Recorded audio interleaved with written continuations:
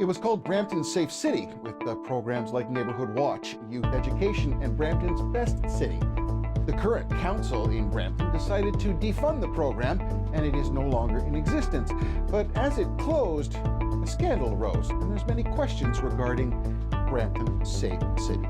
My name is Michael A. Charbon. Next, we speak to the core organizing team and the directors of Brampton SAFE CITY, and Councillor Pat Fortini, who raises some questions right here on Brampton Focus.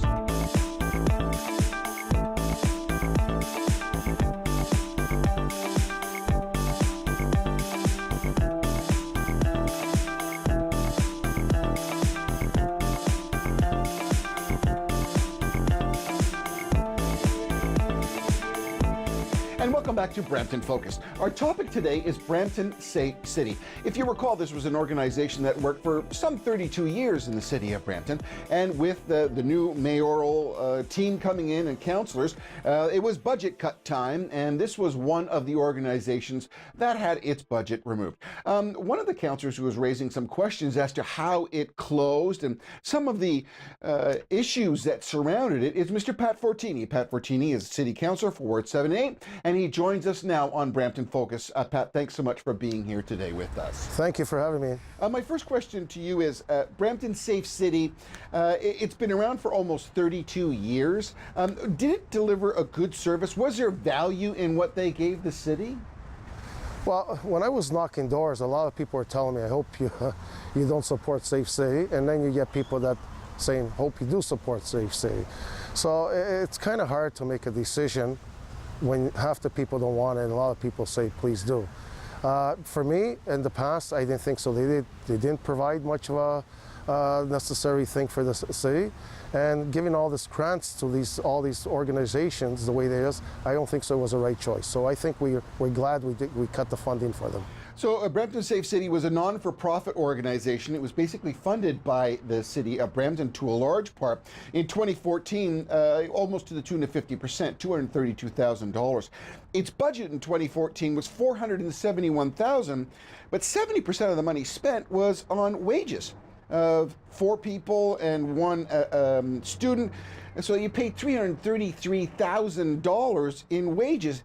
Is that too top-heavy for an organization like this? I agree with you 100%. We did cut their funding in half.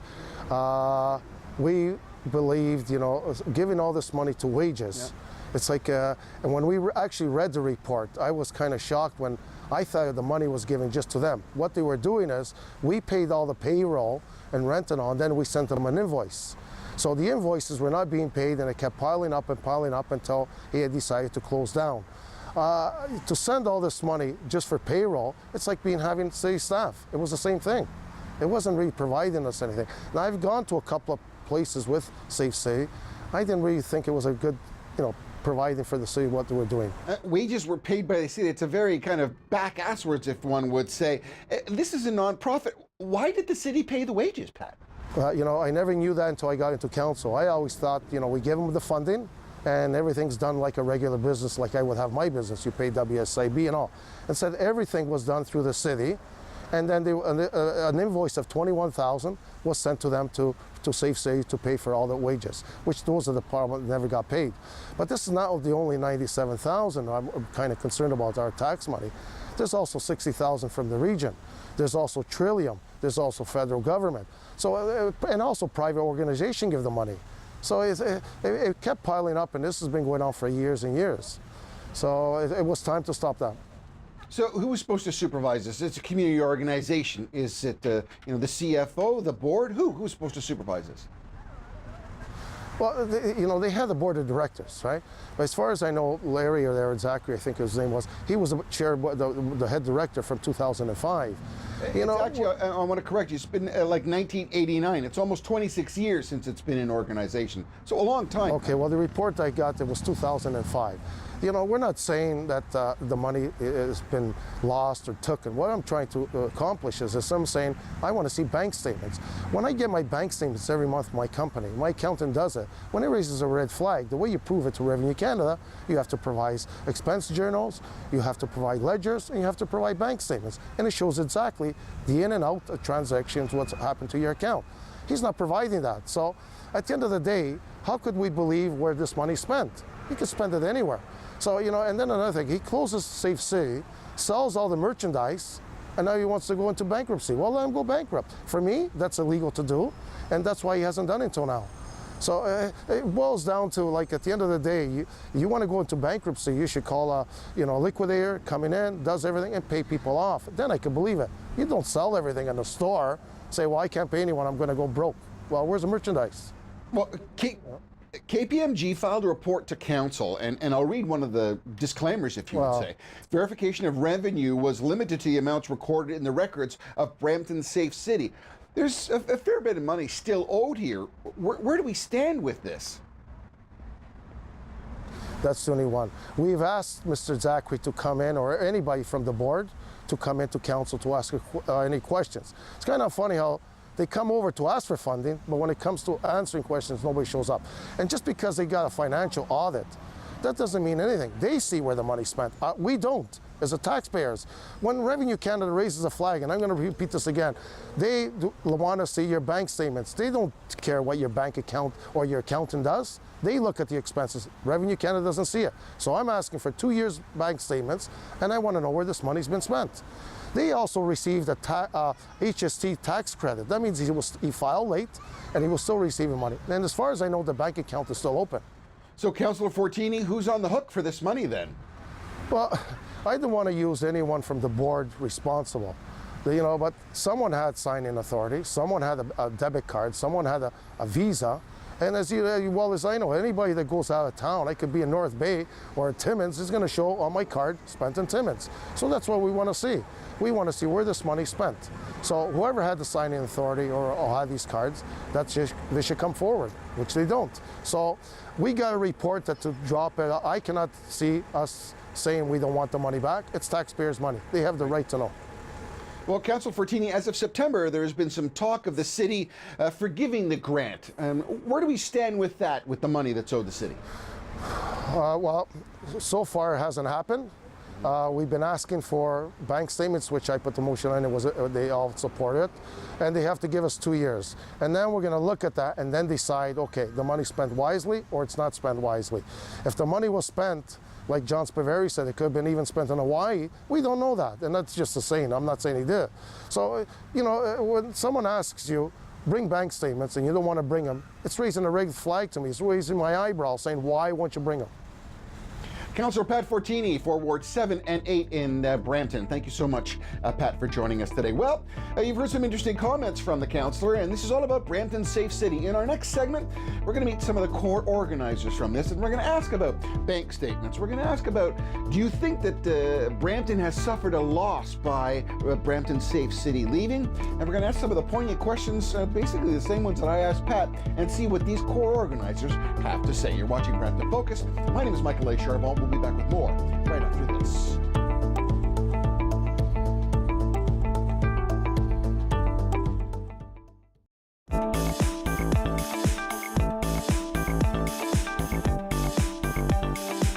And welcome back to Brampton Focus. The community group Brampton Safe City was a huge engagement tool. Thousands of people participated in this organization, and many have touted the benefits that it brought to the city of Brampton. Our current Brampton City Council decided in their wisdom to take the funding away from Safe City, as well as several other groups, in an effort to save money and to be more fiscally responsible. It was part of what they ran on.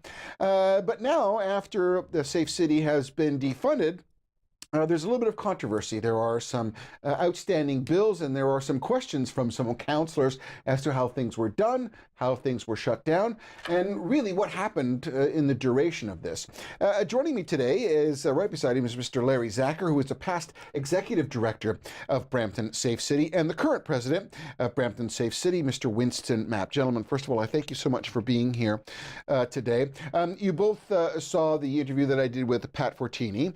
I'm going to ask you the same question, and I'll go to you first, Winston. Do you think that Brampton Safe City delivered a valuable service to the people of Brampton, and because it has been defunded, is Brampton going to lose?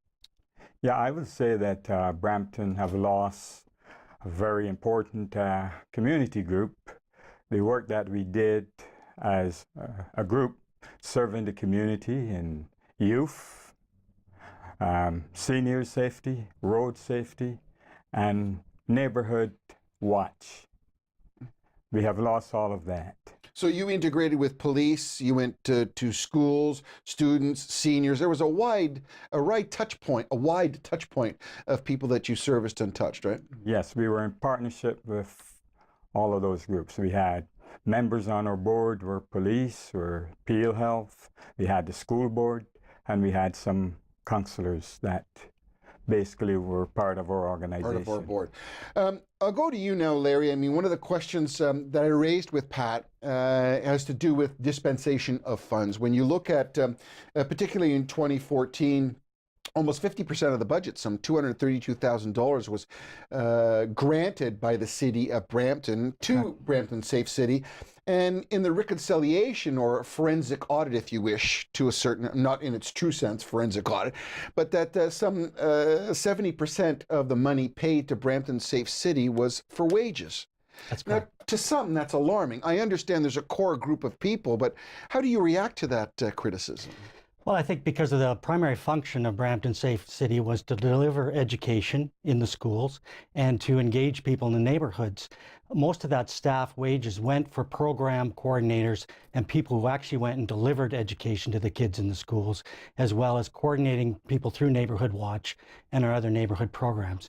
So our product, if you will, was safety and safety education. And the only way to deliver that was through people. So that's why so much of our our total expenses was wages. And just to give you an example of a comparison, you may be surprised to know what the percentage of the city of Brampton's entire budget goes to wages. 75%. Peel Regional Police, 89%. And again, those are service agencies. So we should evaluate all in the same bar. That's an interesting point, actually, evaluate in the same bar. The one question that some people have raised is because it's a nonprofit and because it is granted, I mean, Winston is a volunteer, he's the president, that so many thousands and thousands of people, it literally was thousands of people who were engaged. I mean, some would say that it still is top heavy for an organization that is run by volunteers. Well, the success of Brampton Safe City was on the volunteers, and it's very important to coordinate, to be a support for them. So generally what would happen is people would call us and say, we have a problem, we have crime in our neighborhood. So then we would have to go out, help them organize a meeting, help connect with the police, help them develop a program. That takes people power. It took coordinators. As well, a lot of our funding came from outside grants. And grants are very specific. Right, you were funded by the Region Appeal, your Trillium Foundation, etc. So I want to talk about funding. I mean, it's a weird way. The city gives you a grant, then the city says, "Oh, we're going to pay your employees, and then we're going to bill you so that you have to reimburse us." Is that not part of the problem? Why there are some outstanding funds? I mean, it's totally bizarre. I mean, the Brampton BDC, the Arts Council, some of them, they're doing the same thing. The city's taking care of your payroll, right? They were. And where that came from, Michael, is that both Brampton Safe City and the Arts Council used to be committees of the city. They used to be part of the city.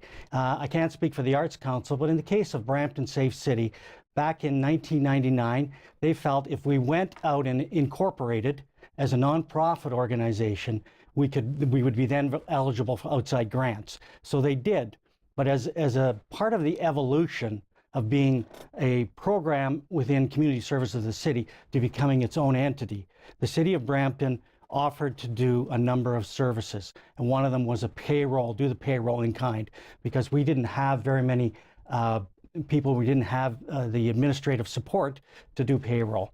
So it was an outgrowth of time. It was something that happened back, it started in the beginnings when Brampton Safe City started in 1983 and continued. And you know, we're now looking at it through a rear view lens. Yeah, saying, well, this seems like a really bad system. It is. Okay. No, I'm just saying. It's finished. The city's finished that kind of funding. I don't think would ever happen again. So I have to ask you. There's with about a minute left in this segment. when you look at the monies that are owed, there's some $100,000 owed, there's severance owed. Obviously, because the city cut your budget halfway through your year, there's certain things that you still have obligations for. This organization has been around for almost 30 years. Why do we have this kind of money that's still owed? Well, in 2014, we experienced some issues with our special events. And part of it was that because so many of our partners were like the fire department, city emergency services, we were dependent on people from the city participating in those events. You might recall City Council in 2014 changed the rules and said city staff and city councilors can't buy tickets to nonprofit groups events. Right. Well, because and rightfully so. I'm not arguing that, but it impacted us. We didn't see that coming. It didn't happen. So we finished 2014 in a deficit situation, but we put together with the board a plan to recover and recoup. That was dependent on getting the core funding from the city. The city of Brampton had given us core funding for 32 years.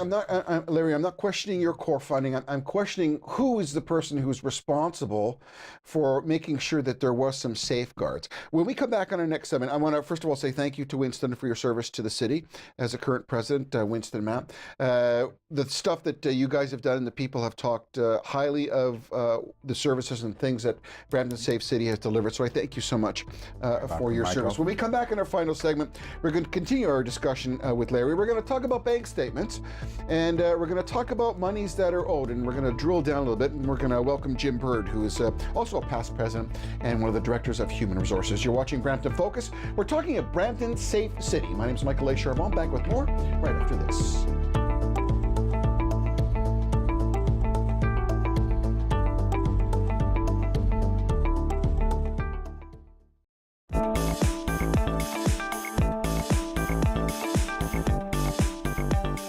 Welcome back to Brampton Focus, our final segment on Brampton Safe City. My two guests right beside me, Mr. Larry Zacher, who is a past president and past executive director, and Mr. Jim Bird on the farther outside here. He is also a former director and is now head of Human Resources. Again, Mr. Bird, thank you for joining us, and Larry, thank you for staying on for this final segment.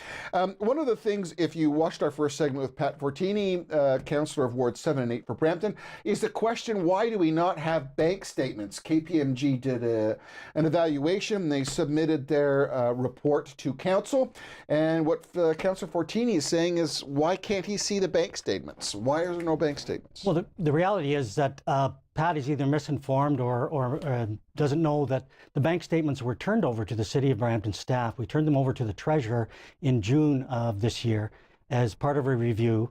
They've been gone through, I can tell you, very, very thoroughly by city staff, as well as the bank statements. They had the backup check requisitions, all of the information, the support documents you need to do an audit. So they, when we did our full audit with KPMG, city contracted KPMG to do an even deeper look. They tracked expenses, revenues, everything from the time we received it till the time we spent it. And both of those reports, they're both published. They both say, and the treasurer at the City of Brampton has concluded after reviewing all of that. So why doesn't Councillor Fortini just ask the treasurer to forward him the bank reports? Well, that's a good question for Mr. Fortini. I don't know why, but they have absolutely been released to the city. There were some conditions under which we released. Well, which is what I want to get to. This is an email then. These statements were released on the condition that they be used for KPMG's audit of cash reconciliation report. The city agreed to the conditions. Should these statements now be used by a member of council to pose questions or accusations in public about specific expenditures with no reference or supporting documents, the councillor or the city may face legal action or breach of trust. That sounds like a threat almost. It's almost like saying, if you ask a question on my bank report, asking specificity, there's going to be legal action. Okay, the intent there, Michael, you know, there's been a lot of antics at City Council. There's been a lot of accusations, things said that go for headlines. What we were trying to avoid is someone taking bank statements, confidential bank statements, without support documents and making those kind of accusations. We have cooperated fully with the City of Brampton staff and are totally willing to work out something with the council to review those statements in a confidential manner. Nobody's saying we that there's don't any want money. the antics. We don't want the antics, councillors. Nobody has said that there is any money that's not owing, that there were any. And KPMG said that everything was in order with the information that they were supplied with. So the point that the councillor is saying, and some other councillors on staff, is if they want the bank statements, they've been released, they're in possession of the city, and that they should ask the treasurer. Is that fair? That's fair enough. And they also must consider that this is a corporation that was run by 15 elected voting members, and they have oversight. They have a responsibility to the revenue agency, to the charities authority, and they've taken their responsibility very seriously. Jim can affirm that the board reviewed statements every month. And so it's their responsibility to ensure money isn't being mismanaged or gone. And that's been done. These statements have been reviewed by board of directors, senior staff at the City of Brampton, KPMG, and nobody has found anything missing or misappropriated. But if the city wants to pay for another audit and take another look, we would work something out with that. No, the given city the should ask condition the of treasurer. confidentiality. The city should ask for the treasurer's bank statements and move on. I want to go to you now, Jim. The way that this was shut down, some people would say that by shutting mid-season or mid-term in your funding, put you in a position that you incurred these expenses, severance, rent, etc. What's your position on the way that Brampton Safe City was defunded? Well, I think that's cutting it off is the way it was. I mean, we have programs that are being maintained. I mean, a good example, we had programs going on in the schools when the schools depended on them. And as a matter of fact, they've been upset with the fact they didn't have them now because we're now gone. But those programs were continuing on. They were maintained. We couldn't stop them in the middle of the program because the kids would have been hurt by that. And also there were other things we had to wind down. Like we had very complex networks. We had a great set of networks that we worked with. 32 years of accomplishments that were.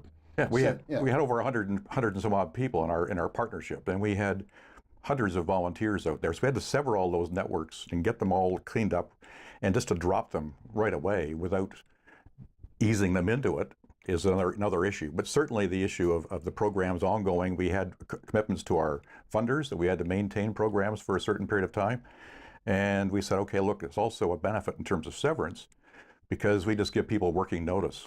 So. Yeah, the question of severance has come up a couple of times because of a nonprofit organization, and some would say that there should have been some, in hindsight, again, and so hindsight is always 50-50, there should have been a little kitty put aside so that in the advent of funding not coming through, that severance would have been taken care of. With about a minute left, where do we sit now? It's gone, finished, no more. Will it be resurrected? Is there going to be some form that's going to come back? What happens to this organization now?